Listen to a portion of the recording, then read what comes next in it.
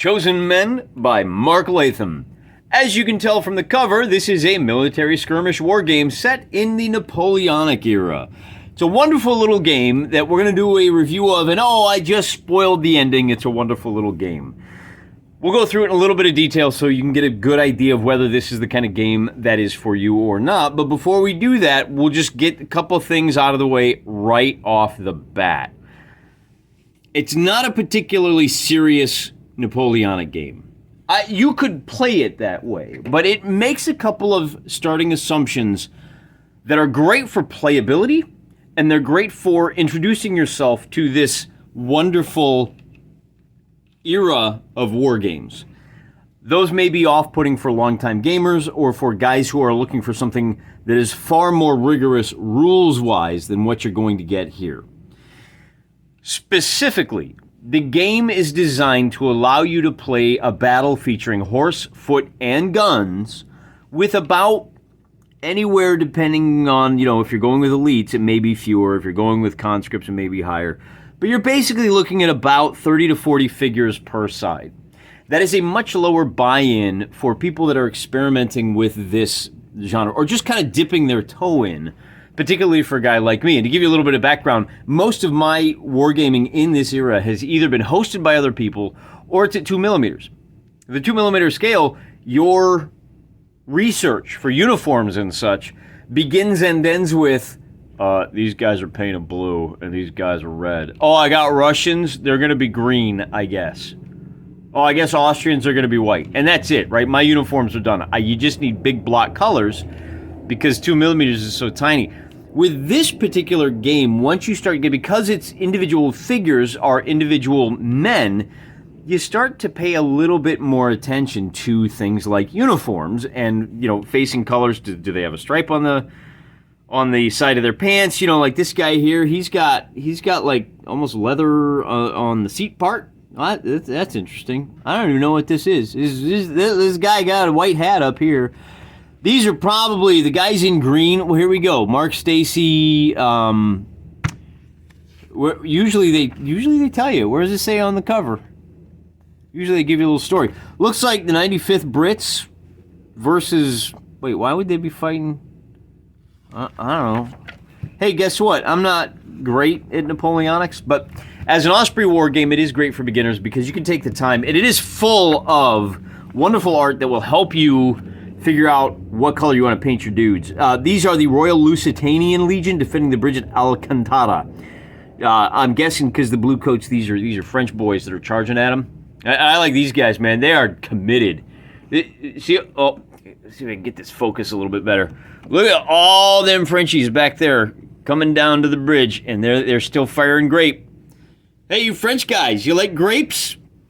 Bump, bump, bump, bump, bump. So, as I was saying, the big thing here is you're going to have horse, foot, and guns, but the unit sizes are all very small. A unit of foot dragoons is going to be 5 to 10 figures. A unit of line infantry is going to be 10 to 20. So, you're dealing with a very... I tend to think of it as an abstraction of the battles, right? How many battles featured one cannon in a stone field, backed up by 5 hussars? And, most of this era is mass battles. You don't have a cannon. You have a grand battery, which is like a regular battery, only bigger. Or you have, you've got massed formations of thousands of guys, and here you've got 10 light infantry that are going into the woods. Well, why would you combine 10 guys with 1 cannon with 5 horses? Well, because it's awesome. That might not be particularly representative of the style of warfare at the time.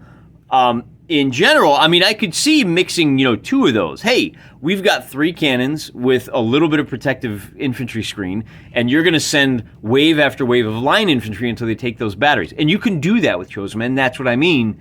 The temptation is to just leave it abstract and do a fun little battle with horse, foot, and guns. But if you know a lot about the era, go for it. Sky's the limit. There are rules in here that you need to ignore. So, for example, when you're building your force, it says make sure that only about a quarter of your dudes are cavalry. That's good advice if you're a complete noob and you're just building based on points. And you want a nice, evenly matched battle, 300 points versus 300 points. But if you are an elite level Napoleonic guy, you may say, no, you know what? I'm not going to do that. I'm going to have nothing but cavalry. And because cavalry are a little bit OP for the points that you've got, I'm just going to take a 100-point cut. I'm going to do 300 points of cavalry against 400 points of combined cannon and infantry. And that may be your balancing. Or alternatively, yeah, I've got all cavalry, but they're going into a heavily wooded table, so a lot of their power is going to be negated based on the demands of the particular scenario, right? So it's good for that too. We've talked a lot about kind of the oddities of it. Let's talk about what the game is actually like. And actually, before we get there, if you're thinking about playing Chosen Men, be aware that it does have army lists, and it is specifically for the parts of the Napoleonic era where Napoleon gets his hat handed to him. It's the Peninsular War, and it's the Waterloo Campaign. If you want to play the kind of more Eastern Front, he doesn't have a whole lot to offer you in here. The army list consists of the French and the Peninsular Allies, and then you've got, well, let's look at the table of contents here real quick. And then you've also got the British Peninsular Allies, and the Waterloo Allies. So altogether, what you're looking at here is Peninsular and Waterloo. However, Mark is a solid bro. He has army lists for both Austrians and Russians available on his website. I think it's lostvictorian.com. Either way, I will put a link in the description so you can go check that out. If you want to play more Western stuff, hey, if you want to play Ottomans, then well, what the heck is wrong with you? Exodite, I'm looking at you, Exodite. But if you wanted to, I mean, you're a smart guy. You could figure it out. But those are the lists that are official. I'll say this. It's a 64-page rule book. It's not particularly big. So the fact that he gives you these options and no more is, I think it's a forgivable offense. Because you've got, I mean, it's almost 15 pages, 16 pages. Almost a quarter of the book is just army lists. The next thing I want to look at, so most of these army lists, by the way, the unit organization is going to be, you're going to have a one main commander who is an independent unit all by himself. He can have a number of aide-de-camps, and each of those aides-de-camp is going to help him out by giving him extra special abilities. You can make a little vignette for those if you want, but all casualties are by figure. And then you can have a couple of sub-commanders in the form of major, or in the case of Great Britain, you can have a spy. And from there, you begin to add in things like, light infantry versus rifles. Again, it's the goal here is small unit actions. You want one line infantry. And again, this is just for your general even Stevens, equal point buy.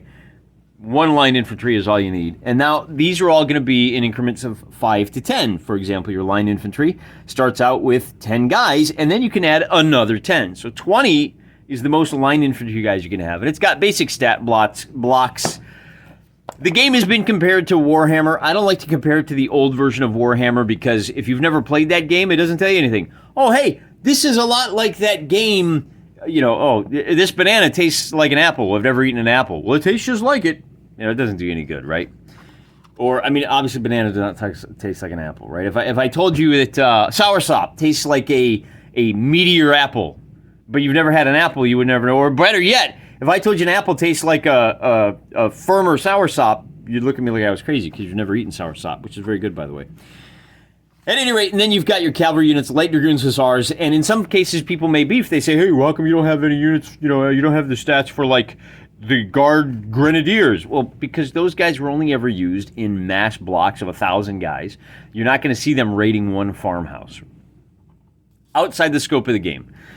The stat lines here are as follows. We'll bring you up into focus here. We're looking at the hussars versus the light dragoons. It's a very simple stat line. You've got your melee score, your resilience score, your C is command, and then how many wounds they've got. Tactics is how many actions they can take. And fundamentally, every unit's going to be able to take 1 or 2 actions. We'll get to that in a bit. And then STG is strategy, and that's just for the leaders, and it says what they can do on any given turn. They can kind of order a command that will slightly improve the use of these units, and then of course the type. And they give you, so for the let's take a look at Light Dragoons, you get 1 Sergeant and 4 Light Dragoons. And then you can upgrade, that's for 100 points. And then you can upgrade, well, if I want 5 more, it's going to be 95 more points. So I got 9 Dragoons, and that's 100, there you go. So I got 9 Dragoons and a leader, that's a 200-point force. That's a lot of horse meat. Upgrade 1 Light Dragoon to a Bugler. That gives him a special power. And then upgrade the Sergeant to a Captain, and that improves his profile. Basically, that 10 points is going to give you an extra strategy that you can use. I don't know how much good that does you. I haven't figured it out yet. So I generally just stick with the Sergeants. But that's the stat line we're looking at, right? It's going to be melee, how hard it is to kill them, how good their morale is, how many wounds they got, and then how many actions they can take. And you're done. It's just that simple. But Mark recommends about 300-point games. So with that out of the way, let's take a look at how the game actually operates. And one of the great things about this game is that it knows that there's a bigger battle going on. And here's where that default assumption of, why would you have 5 cavalry helping 20 infantry charge the cannons? Well, because we're looking at a little postage stamp of a much bigger battle. And those 5 cavalry were over here. If this is our battlefield, maybe their flight is running this way, and these 5 go, oh, I got some guys need help. And so they come onto the battle from over here as the line infantry are charging the guns. There's a larger battle going on, and so one of the key ideas of this game is that larger battle can influence. So like any other game, you place your terrain, you place your units, and then you roll a d6 to figure out how that battle influences. It's a great way of adding flavor to the game. There may be an artillery battery that's off camera, if you will, and at one point during the battle, the player who is over here on the north can nominate a unit that is near to his deployment zone and say, you're getting attacked by a cannon that no one can see because it's outside of the scope of the game except for this one little ability. Or maybe you have used some delaying tactics. Somebody off board slowed down one of the units that has already been deployed. No, it turns out they weren't deployed after all. They got to be pulled off, and they're not going to appear until turn 2. Hardy har har. Well, that could backfire if they decide, well, I didn't want to be there anyway. I'm going to come over here and come in where it's inconvenient for you. So a little bit of push-pull, give and take. The activation is very simple. You nominate a unit, and you activate it. That's it, right? You've only got 3 to 5 units, so you're not going to spend a whole lot of time kicking yourself because you can't get them motivated to get moving. It's alternate. So whoever has the initiative, first of all, if you win the initiative roll, you can tell the other guy he has to go first. It's great. It gives you a little more flexibility. You can say, I want to see where you're going so I can react to you. I want to tie up your units so that my later units have freedom to move. And that's where the strategies come in. I may nominate my cannon and say, well, I'm going to do ranging fire against this unit over here so that when they move up, I am now capable of firing at them. It's a nice way to have some ebb and flow. It's definitely not I go, you go. It's a chopped up I go, you go. So I go, you go, I go in very small digestible chunks. I like that. It's a good way to keep everybody invested. Then you go through the process, and every unit is going to move, and it's going to shoot. And now we talk about how they actually do that. You have a list of actions you can take right here. And actions all take 1 or 2, they call it tack. These are essentially action points. You can't move and shoot, which means that, you're limited to such options as, well, I'm going to move and dig in. Most people will have 3 of these action points. So I can move and change formation. I can change formation, then move. I can dig in, which is only for infantry units. It makes them more resilient when they get shot at. Movement is all in inches. It's, obviously cannons move slower than horses. More purdy art. This is nice. A lot of places online won't show you what guys look like from the back. So if you're trying to figure out what color to paint these bedrolls back here, it can be a little bit tricky, but Osprey's got your back. Go buy their painting guides. They're fantastic. Moving the double charge, all the usual bits and pieces. Then we get into the unit formations. Now, again, the formations don't have a whole lot of utility. This game takes place at the skirmish level, kind of outside the bailiwick. But there may become a time where this is important. I want to form column of attack. that may come in handy. Well, you can do that. Same thing with line. It limits the amount of guys that can participate in a melee or can shoot, but you may want that because it also gives them increased survivability. So you pick your targets, and you'll notice that these here we go, Spanish or Portuguese infantry. Where's the shooting? Well, there is no shooting on the profile because the shooting comes in with the guns. Muskets have a range of 18 inches. The board we're looking at here is about 3x3, maybe 4x4. That'll give you a lot more room for maneuver. My boards are typically 2.5x3, so it's like one turn, and man, you come to grips already. Movement is going to be anywhere from 6 to 12 inches. Foot guys, when they move at the double, they move 6 plus a d6. So conceivably, they could charge across the whole game board in 3 turns. Generally, it's going to be less than that. And but the big thing is that means that unless they roll a 6, they're going to have to spend 1 turn. Most of these ranges are in the 12 to 18 inch range. Oh, the ranges are in the 12 to 18 inch range. Oh, somebody's a writer. When your guys move up, even if they charge, they're going to spend 1 turn kind of standing around waiting to get drilled full of holes unless the other guys come to meet them first, which is reasonable. And then different weapons have different abilities. The muskets have an opening volley. They allow you to reroll misses only on the first time they fire in the game. Rifles can shoot a lot further and they're a lot more accurate. Now, the rifles may not be more accurate, but the guys that are wielding them have been trained to do so. You fire your shots, you roll the hit, and then any hits, you roll the wound against the resiliency. It's a meet or beat. That's the target number. That 2-hit roll can be affected by not cover, but it can be affected by distance. If you spend extra time aiming, you can lower that target number. Anybody that's hit rolls against their resilience, and anybody that, so if a typical resilience is going to be 4 or 5, any die that beats or exceeds that is a casualty. They're just plucked right off the table, and if you take 25% casualty, you got to make a command check. Remember this number right here. The guys that are really brave are going to have a command of 4. High numbers are better. These infantry have a command of 2. The Portuguese infantry command of 2. That's a problem. To pass a command check, you roll a d6. Well, you can subtract this from 7, and that's your check. That's what you're looking to get. Or you roll the die and add the command you're trying to hit a target number of 7. So they only save on a 5 or 6. Otherwise, they become broken.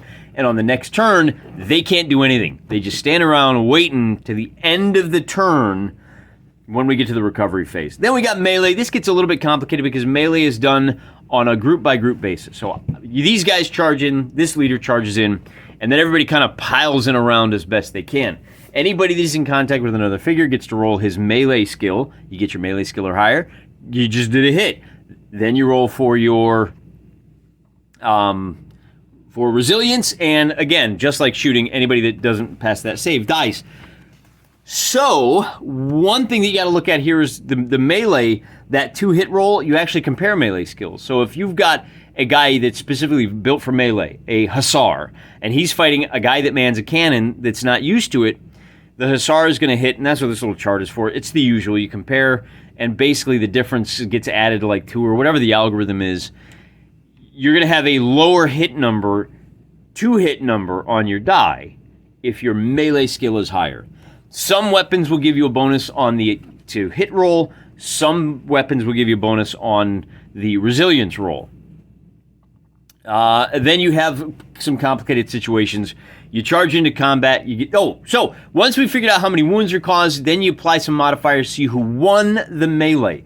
If you do more wounds, some typical modifiers, right? If you're standing on higher ground, you get 2 free bonus wounds.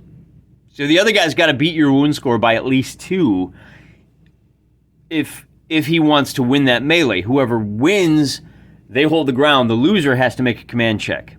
If he fails that command check, then those guys run away. If they're not wiped out to a man, then there's a whole give and pull. Well, do I want to pursue them? Some units, your light cavalry or impetuous, they have to pursue a fleeing enemy. If you roll higher than they do, if you flee further than if your pursuit is more than their flight, you wipe them out, but Mark says you just stay where you are. You rolled higher than they did. Nobody got away from you where you're at. It can get a little bit confusing because if you have a unit commander with one weapon and he's commanding people with a different weapon, you got to use a different colored die. And if this unit charges if this unit charges this unit, and then these guys charge into the pile, and then he charges, everybody that charged is considered charging. And that's important because if you charge, you get 2 extra wounds to figure out whether you won the combat or not.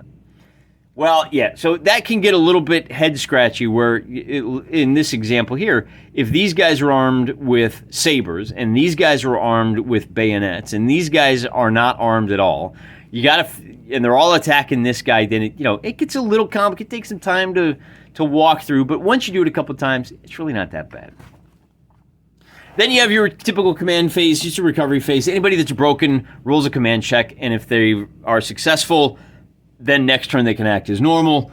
If they're fleeing and they fail, they flee again, so they can flee off the table. And then you've got your basic scenery. This stuff's all pretty cut and dried. But it can get a little more complicated because your unit leaders can have special abilities that give, for example, extra movement. Or they may, what are some of these other ones? You do have elite level units that can be hardened. They ignore the first wound, for example. Your leaders can have special abilities that they draw from, such as, they steal a march. Their guys, at the start of the battle, any unit that they're part of automatically gets to move 4 inches. Why are you so fuzzy? Mr. Focus needed a short break. As I was saying, your unit commanders have 2 different ways to be improved. One, they can have characteristics that make his model better at, say, melee, or he's a duelist, and when he is involved in a melee, he forces the other leader to come over and fight him mano a mano while the rest of the fight is going on. There's also strategies, and this is where the aides de camp come in, because these strategies can be things like, this unit, before the game even starts, before the first action phase, can move 4 inches. Or they can redeploy. They can just set up somewhere else in the deployment zone. Or he is familiar with the lay of the land. Maybe he's a local boy. You can move 1 terrain feature up to 6 inches.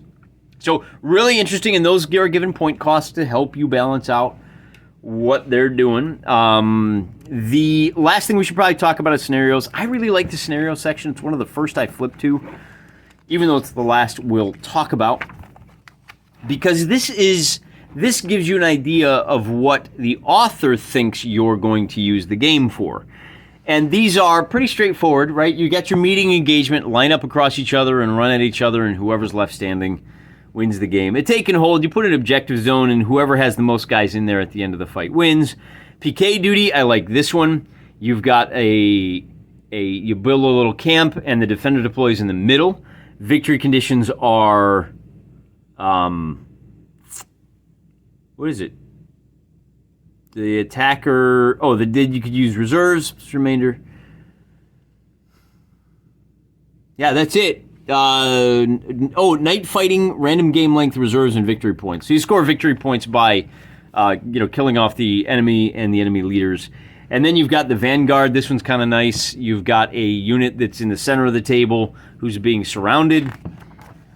Capture the flag, and then Bonaparte's gold. And this is a lot like Capture the Flag, where you've got objectives on the board, and you want to be squatting on those objectives before the other guy. So that is kind of Chosen Men in a nutshell. The last thing I should probably talk about is how convenient movement is. It is like I said, it's a skirmish game. Most of the measuring and most of the firing is going to be from leader to leader. In other words, you've got a leader figure and you've got the boys that surround him. And anytime you move, you just move the leader, and then you kind of bring the guys up around him in a way that makes sense. So if he comes up to the bottom of the hill, they'll be at the bottom of the hill. He climbs the hill, then they climb the hill. And then when the other guys get stuck in, you kind of put them near each other. There's a phase in Melee where you do kind of pile in and everybody gets mixed up before you roll the dice. If you're firing, if this is woods now, let's say, and this unit is firing at this unit, and the leaders can see each other, they get benefit if half the leader can see. If half the guys are obscured by the woods, from the leader's point of view, then the entire unit gets the benefit of the woods. If the woods are too far away and it's only 1 or 2 guys, whatever. So there's a little bit of room. That's why I say it's a loosey-goosey. There's a little bit of room for gamesmanship where, oh, my leader is here and I'll just leave all my boys behind the woods so that they can't be seen. Well, hey, guess what? I get full cover. Yeah, don't be an idiot, right? Just make it look good and work with each other, and you'll be fine. Probably not a great game for tournament play, but it is great for pickup games, and it is great for collecting. You can easily put together a force with 1 cannon, 5 horse, and 10 dudes. You can have a 300-point game. Well, actually, it's 10 dudes plus a leader, plus your major domo. So you're looking at a total of, what did I say, like 20 figures altogether, and you're ready to go. And when you want to start collecting those foot dragoons with their fancy gold helmets, you can just buy 5 of them. Now, one little complaint I have is that the costs are given in increments of 5. So if I have a unit of, say, 5 foot dragoons, it comes with four soldiers and a leader. What if I want a drummer? Well, then I only have 3 soldiers, a drummer, and a leader. What if I want a standard bearer? Well, I have 2 soldiers and 3 commanders. Why can't I just have 2 more dudes in that unit? Why do I got to buy a full set of 5? I don't. I can prorate the cost, and as long as it's close, as long as your points are within like 10%, I think you're going to have a fairly fair fight. Ooh, a fairly fair fight. That's a pretty great turn of phrase. Again, with the point buy, you can afford to be pretty loosey-goosey with a rule like this. Hey, I really wanted to field that second flight. Can we go with 310? Well, geez, if you're going to add that extra flight of guys and you're going to have, or extra flight troops, then that gives me an extra 10 points and I can buy 1 more strategy for my leader, right? And so you can kind of do a nice little balance like that. And all together, and what's great is now I don't need to buy a whole brigade of 64 figures of foot dragoons to decide if I want to play with a lot of foot dragoons. I just buy 5. And if I regret I need more, I can just go buy, another pack from Essex of 8 more foot dragoons, and now I've got more than I'll ever need for Chosen Men. Likewise, with any other unit, you can buy 5 Carabiner à Cheval. Well, man, I wish I had 2 more of those, so go buy 5 more. It's not the end of the world. And you can slowly build up to where you have a lot of different options. The 3 to 5 is all you need, but you can just keep adding in. Maybe you want to try nothing but big blocks of troops against a whole lot of small units. You can do that. Very flexible, great game, whole lot of fun. If you're watching this video, you've probably already watched a bunch before. If you're coming to this review, if you're new to it, if you're new to the channel, and you're watching this 2 years from now, it's mid to late 2021 right now, I'm going to have at least a half a dozen games of this under my belt. I've already got them filmed as I record this, and you can bet that there's going to be a lot more games after it, because it really does hit that nice bullseye between complicated enough to make you feel like you played a war game, but not so complicated that you feel like you just finished doing your taxes. Till next time, I'm your host, Mr. Wargaming. I'll be praying for you.